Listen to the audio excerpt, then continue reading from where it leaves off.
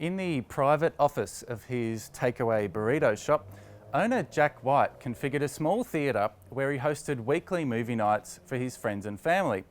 However, when COVID brought his food business to a screeching halt, he noticed the enthusiasm for these hand-picked screenings never dimmed. So Jack devised an elegant solution to bring his passion for catering together with his love of film. He soon established Henkel Street Cinema.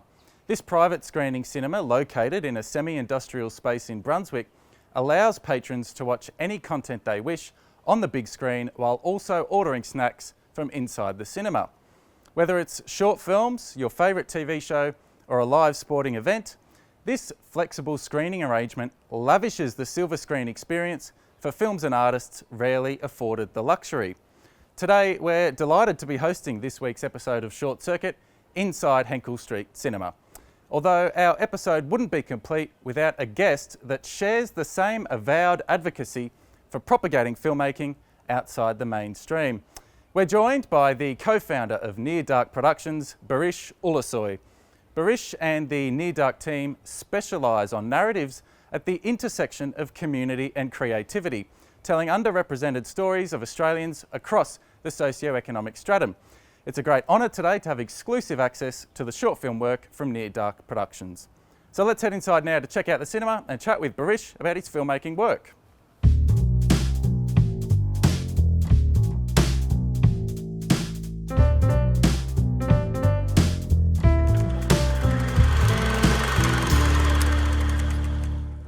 Hello everyone and welcome to another auspicious edition of Short Circuit, a program that broadcasts short films by Victorian filmmakers.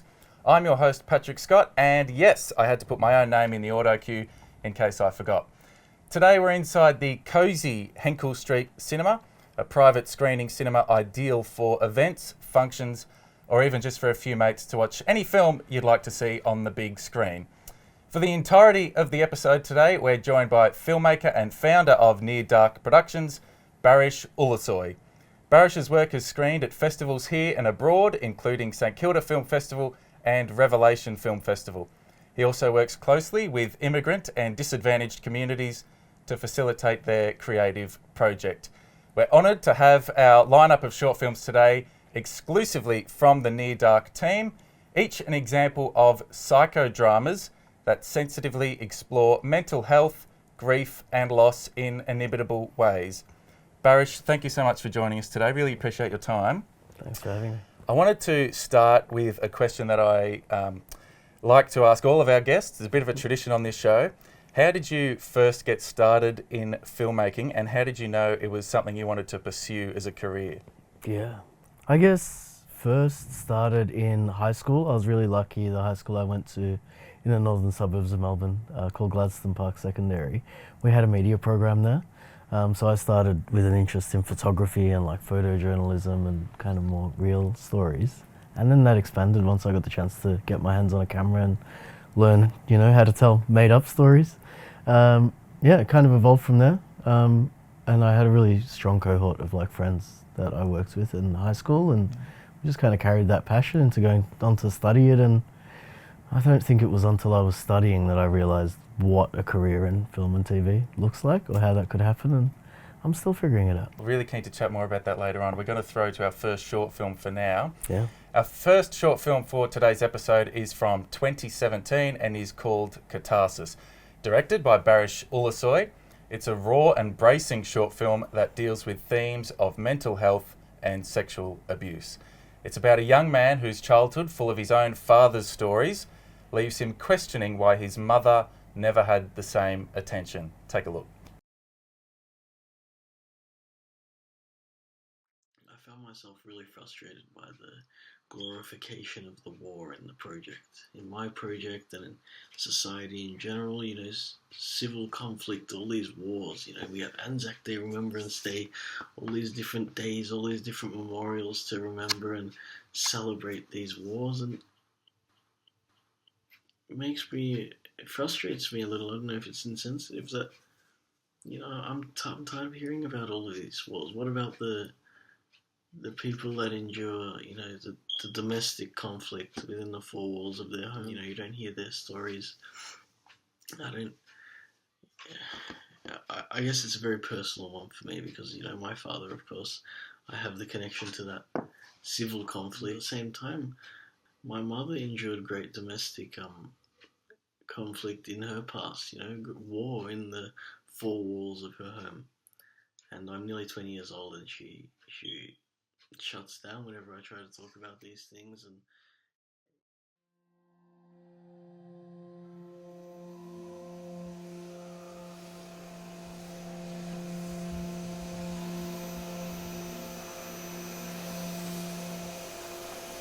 you're going to stand by there can't be equality between the parent and the child. That's something you do. That's a big contradiction. You say we all make a decision about when to come to the house, but my decision is fine. That's not at all. Stop causing conflict. Because my dad wants me to talk about it, I decide. I am not. Barish, I know I created the mess. And you said I'm not going to help you clean it up, but you are. Thank you.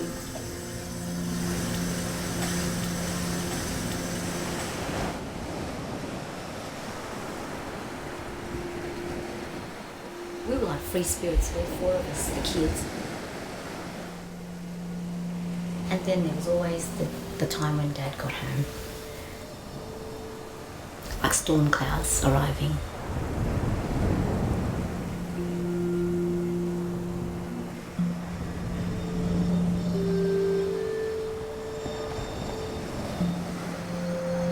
Erdoğan yapma. Erdoğan Allah'ını seversen yalvarıyorum yapma. It's like, watching someone get murdered. Just diminished. Just crushed.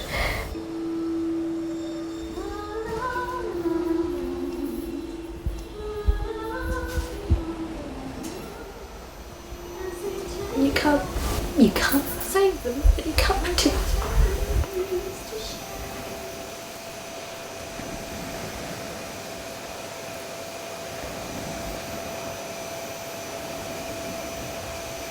He's my dad, at the same time he's my enemy. Sen baba değilsin, sen domuzsun. You're not a father, you're a pig.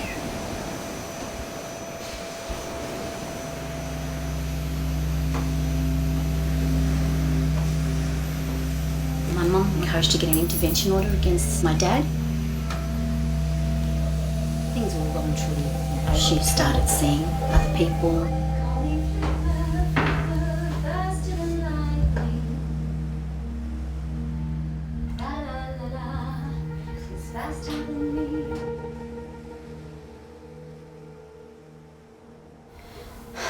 Like, I left the house to try and save myself, but I couldn't rest because the other three were there. I was going to protect them. Like, I'm trying to save myself, but I'm thinking of them. They're not safe either. And then it just all went to shit, Mum's too busy having a friggin' love affair with this pedophile. And she just couldn't see. She didn't want to see. I tried to tell her, Mum, he tried to do this. What did she do? She did a turn like a princess and just, it's like whatever. She didn't want to hear that much. She lost me. She's even lucky she's got me now. I'm only there because of Allah, because of my duty as a daughter. And she destroyed all of her children because of it. Why do you think we are the way we are now? Because it destroyed us, all of us. And I've tried to make a success of my life despite all of that because I've always been determined, okay, because I've had to fight back, I've had to try to survive, I had to keep my head above water. I did not feel safe. Our home was not safe. There was an experiment, it was actually a controversial experiment by some scientists, I think in America. Dad and I got divorced. He did an experiment on these monkeys. And he created like a mother, yeah? So there was 10 mother men. Got a chance and when to that breathe. baby monkey goes Deep to the breath mother, and to start feeling mother things from the past. hurts the baby. But the baby keeps going back because it's the mother. It knows that it's the mother. And the mother keeps, I don't know, sort of, it jumps at it. It's like had wires or something, so it causes some hurt to the child. But it keeps So going. it's It's like like I'm I'm growing, growing, but I but it was a always sick felt like I'm growing in a experiment. terrarium. It was so sick, I'm and growing in this a scientist terrarium and I've even grown stood distorted. by watching There's parts of me that are distorted, baby, my parts of me that haven't flourished freely and comfortably. Sickly, And there's always been this, like, I've just seen, I've always kind of shown me being petrified, and it broke my petrified. heart when I saw But I what do you have to couldn't seem to become it. Just couldn't seem to become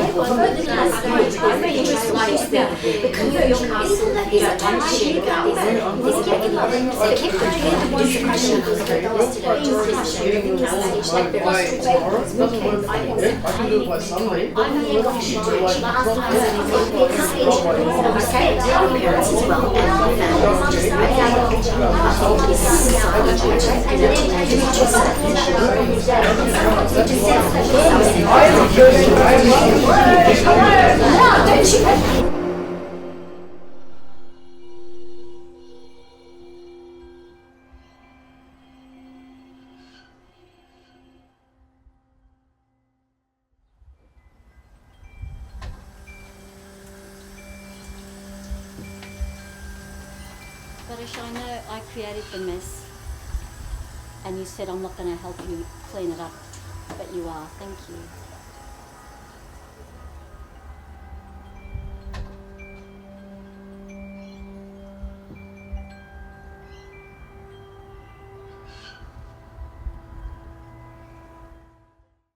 Welcome back. That short film we just saw was Katarsis, directed by Bariş Ulusoy and features Bariş with his mother Ayten Ulusoy.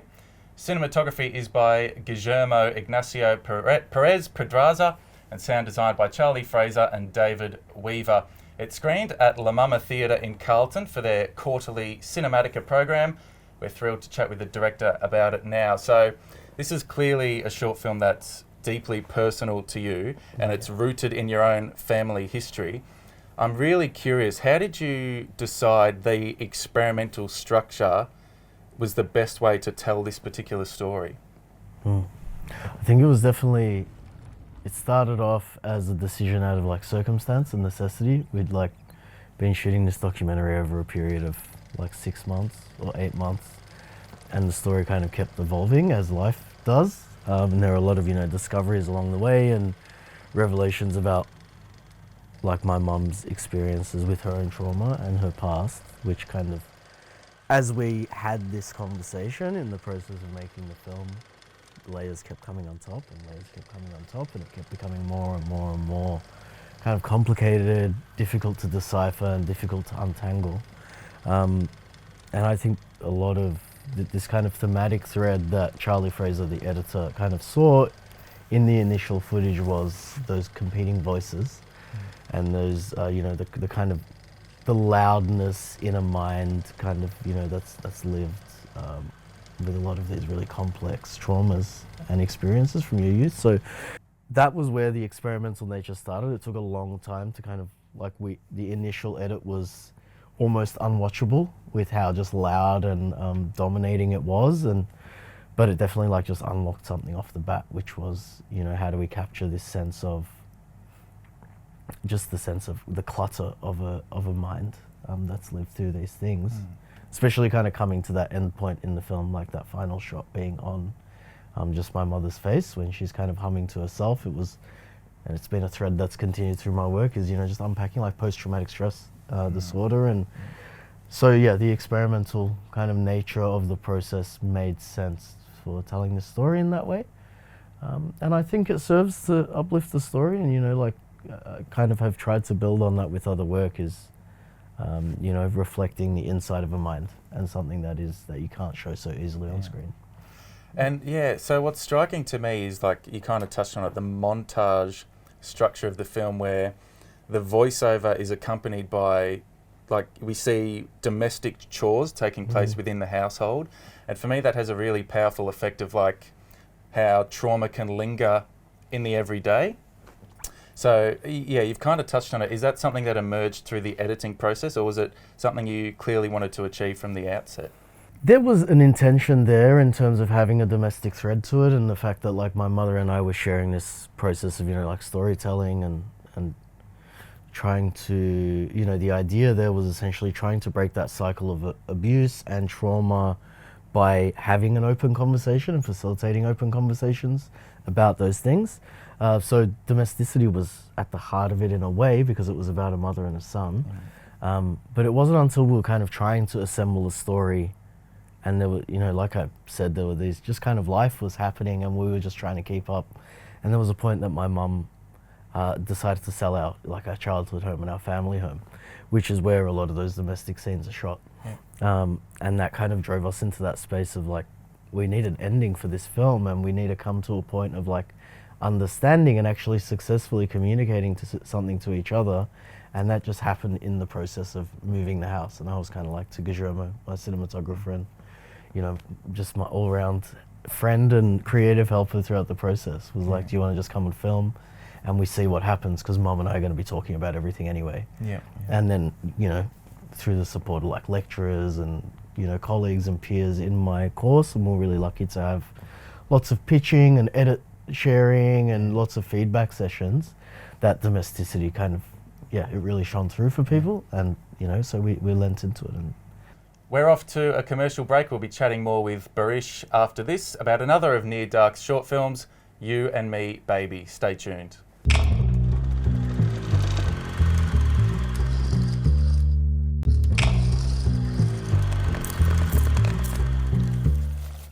Welcome back to Short Circuit. It's a pleasure to have your company. It's now time for our next short film. It's titled You and Me, Baby, released in 2020 and directed by Guillermo Ignacio Perez-Pedraza. It's about Faye, who in a medication-induced sleep communicates with her deceased child in a series of bizarre dreams that force her to face the truths of her unhappy reality. Check it out.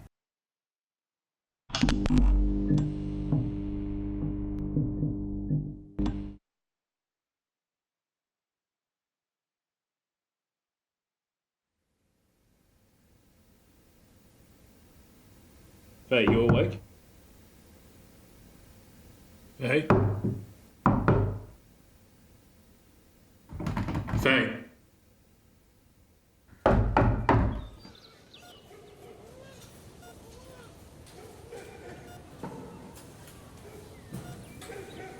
I wanted to apologize.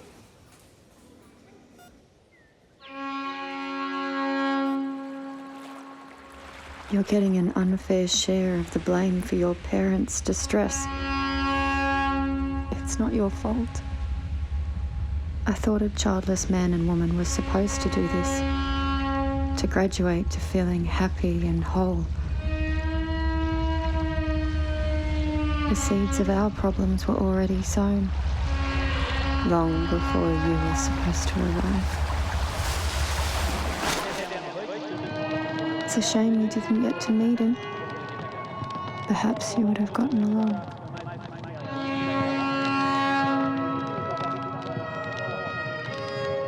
Nobody should be born into the arms of unbalanced parents.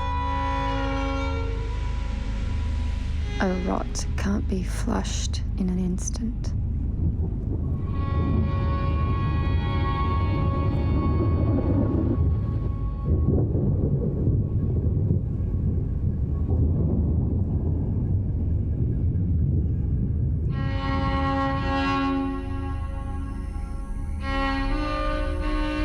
I told myself if you ran away, I would run after you.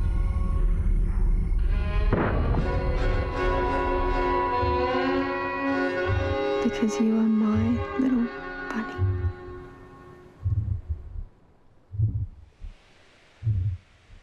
I enjoy seeing you like this. Pass on. Don't come and see me again.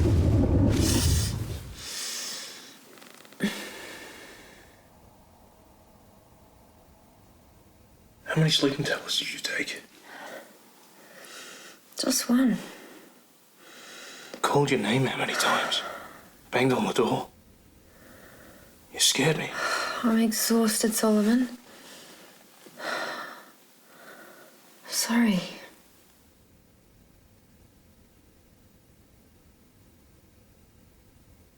Oh, yeah. I broke in.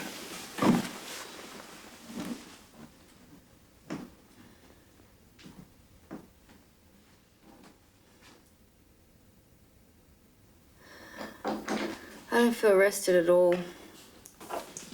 Why not? You slept for hours.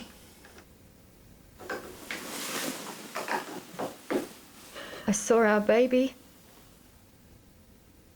It was a toddler this time. And you.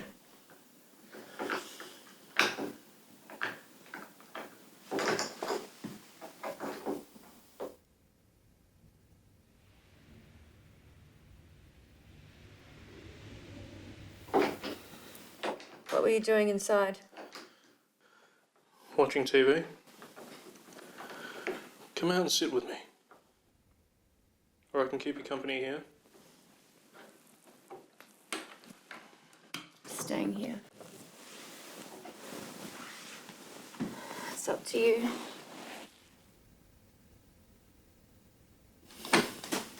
Yeah, okay. Let me know if you need anything.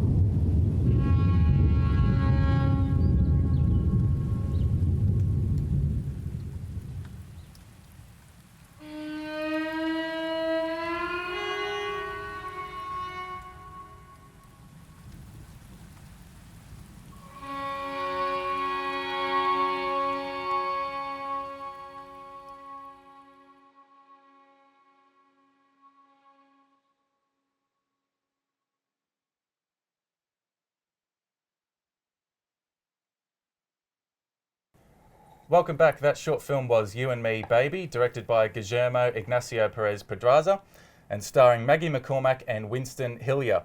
It was written by Orson Dijler and produced by Barish Ulusoy, as well as edited by Barish. It screened as part of Vod Milk in the Flesh program at 2021 in Tempera Bata in Brunswick. We're lucky to be chatting with its producer now.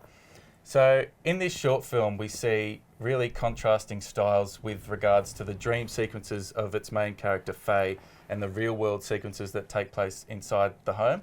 I'm really curious to learn, what were some of the production choices you had to make in order to differentiate those two different styles? It was definitely, like in the screenplay, it was already there, and that conversation was happening right off the bat.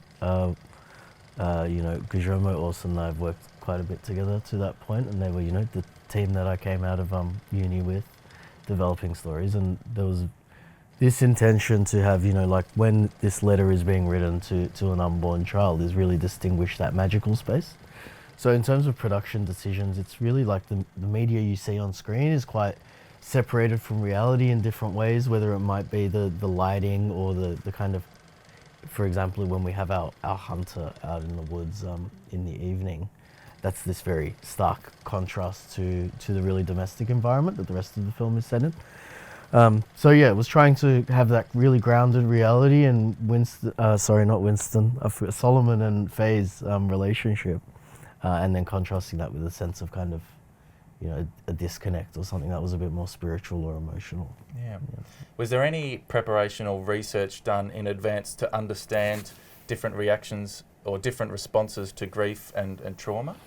I can't speak to Orson and Guillermo and exactly the level of research they did in terms of, reading any academic journals or anything in that space, but I know that we all have our own anecdotal experiences.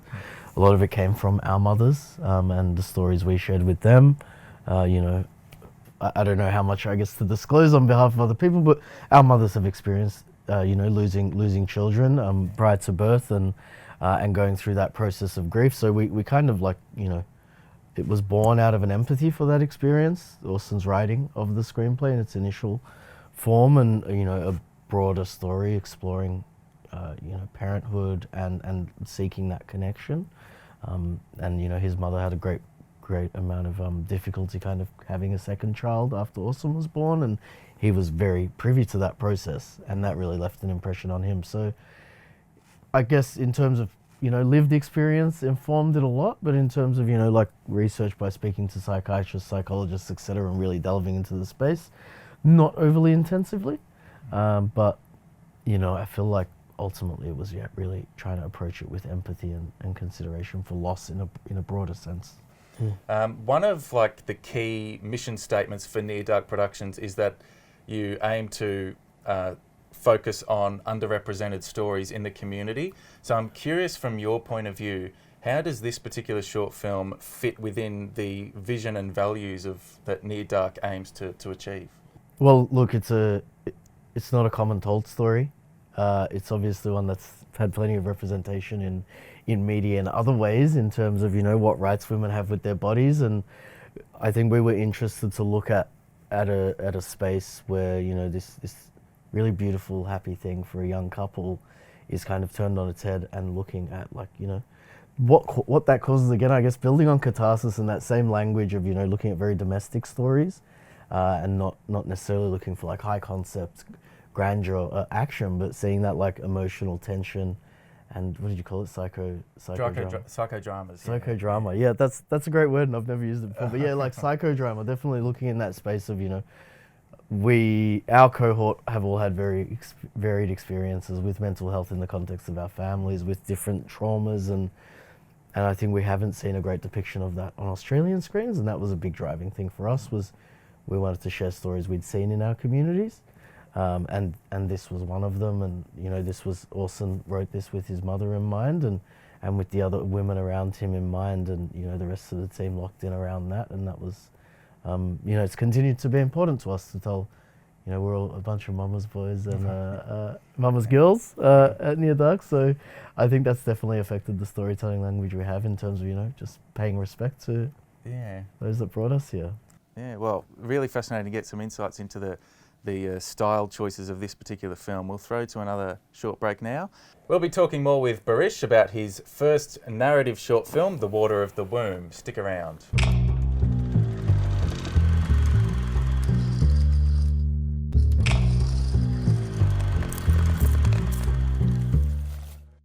We're back here on Short Circuit. I'm your host, Patrick Scott. I'm chatting with Barish Ulusoy. And right now we have the great privilege of watching his 2024 short film, The Water of the Womb. It follows a young photographer who, when haunted by his memories and fears, is driven to reconcile his loss and move forward when he learns he's about to go blind. Take a look.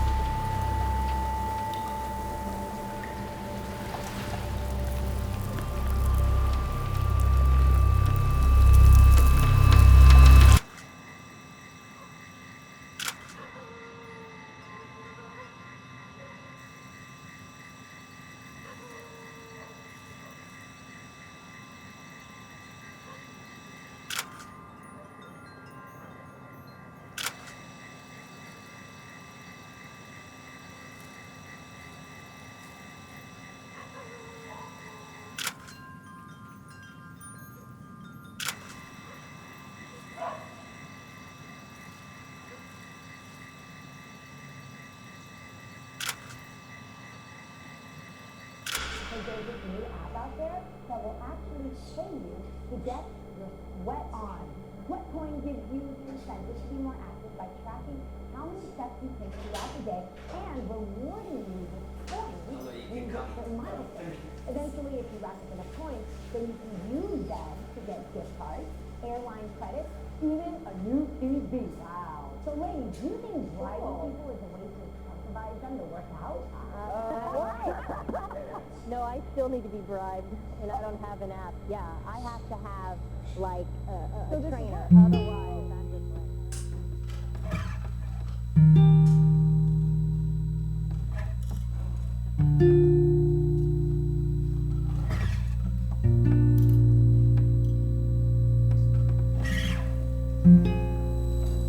Blink a few times and look up. And look straight and blink a few times. As you experienced, your eyes are definitely worse. They're definitely much worse than when I saw you about a year ago. We are at the point where we don't really have much of a choice but to do some treatment. It's something that I know it's a bit too much to process at the moment, but you might want to go home, maybe talk with the family, and then maybe come back at some point.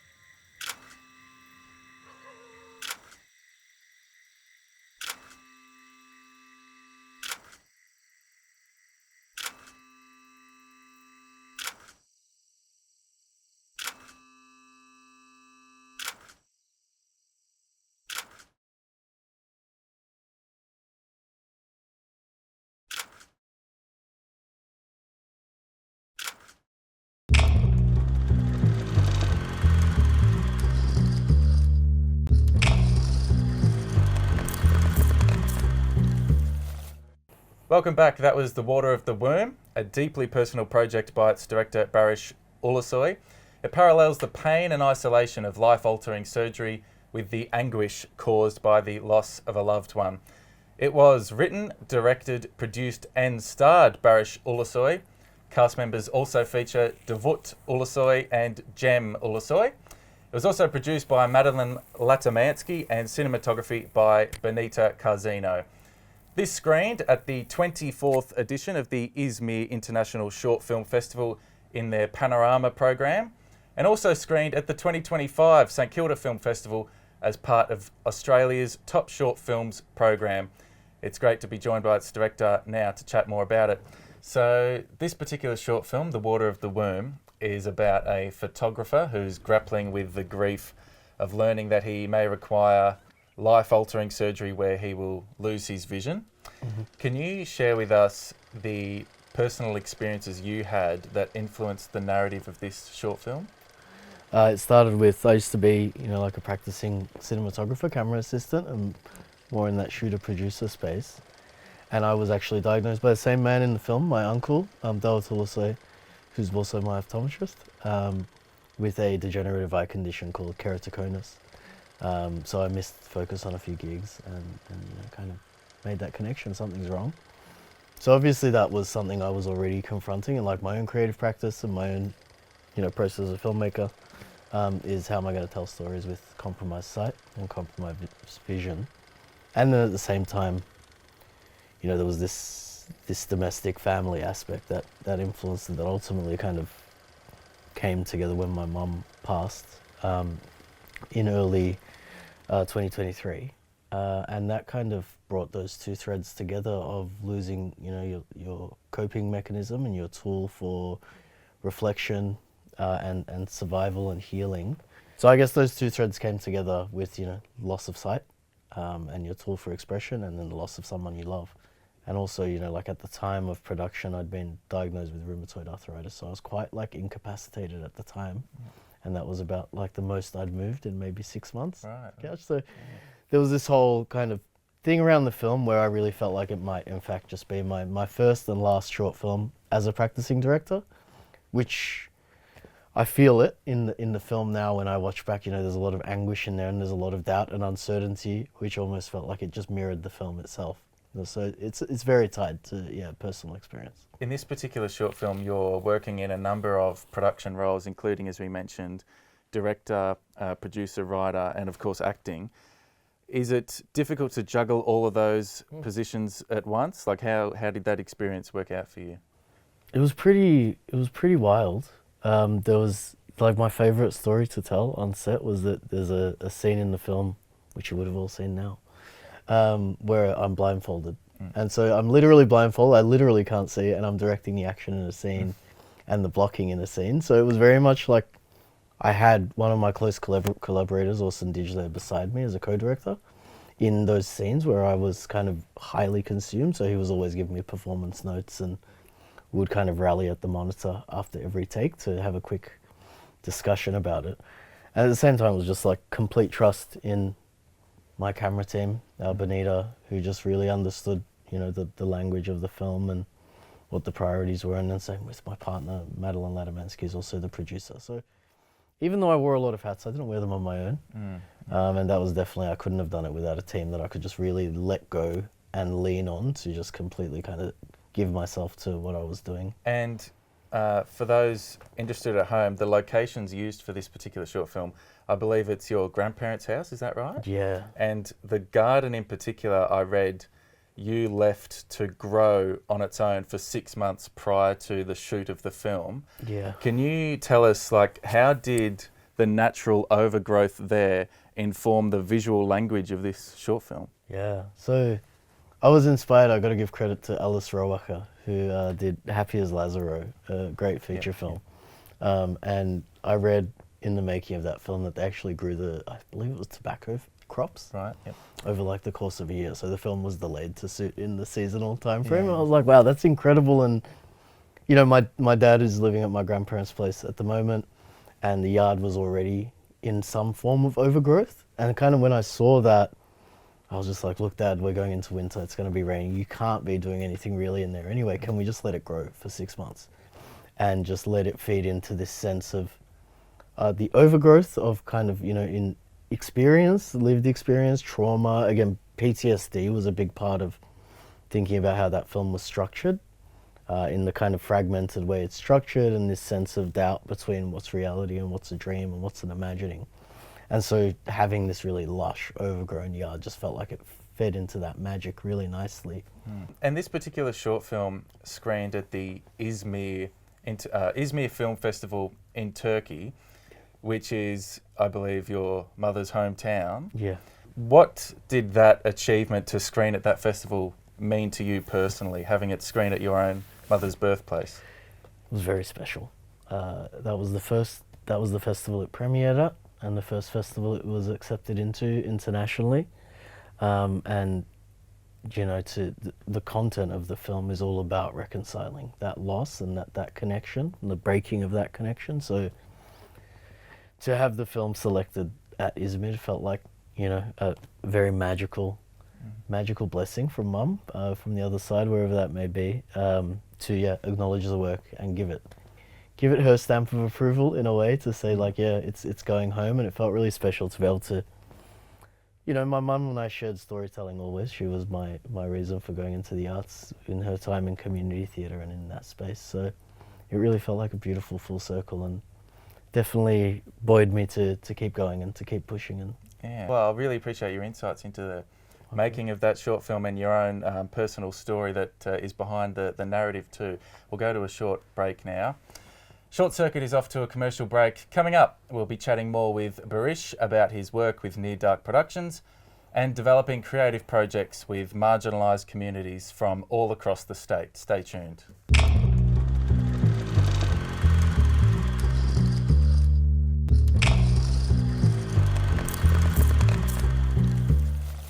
Welcome back to Short Circuit. Before we move forward, I wanted to give a shout out to the team at Henkel Street Cinema for hosting us today. Their unique approach to the cinema experiences is a perfect opportunity for a social event where you can order snacks from a QR code inside the cinema and watch any content you like, such as short films like we're doing today, that seldom get the opportunity to be seen on the big screen. We're delighted to be chatting with Bariş Ulusoy, and I'm very keen to learn more about his insights into the industry. So Bariş, we learned earlier that you founded Near Dark Productions in 2017. How did your work in the industry lead to establishing that I believe it started as a creative collective, and then it's kind of evolved into a production company, is that right? Yeah. So it started as a partnership initially, so it was between myself and 4 other filmmakers and creatives I work with. Ultimately, that was, that started off, we were full of energy and we wanted to come together, and, the idea being that all together we're unstoppable, rather than going out to fight it out on our own in the big busy media landscape. That obviously worked out, impractical for a bunch of early 20s who were still finding their place in the industry, and so we weren't locked in our roles and our places and ready to do that for the rest of our lives. So ultimately that kind of then shifted into me operating independently and moving into a collective format around that. So for a period there, we did a handful of online screenings and Q&As, and we were trying to kind of facilitate this sense of community and collaboration. When I did lose my mother in 2023, I kind of at that point decided not to formally operate a collective and to kind of let everyone go into the wilderness. And we still very much, I still collaborate with all the same individuals on that old collective page out there, and it might come back again one day. I still do very much believe in a collective model of creativity and production. But that's ultimately, from there it's been baby steps along the way to where Near Dark is now, which is, have received different levels of state and federal financing for projects and have multiple projects in development, both within that initial collective and beyond that. So yeah. With your work with outer urban projects and Cinespace, what does your position typically involve? Yeah.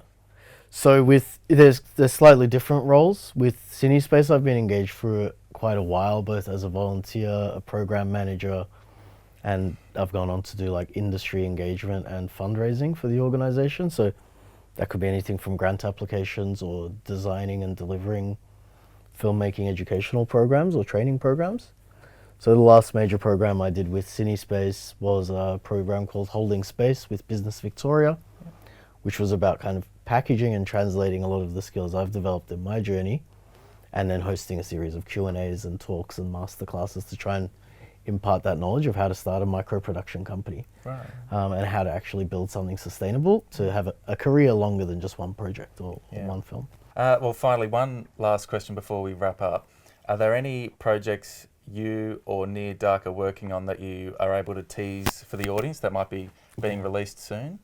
Yeah, so I've just finished my second short film, Right. which is exciting. The Water of the Womb wasn't the first and last, which is nice. Yeah. So my second short film, Aşık Ayşe is the Turkish title, but Ayşe the Poet will be the English title.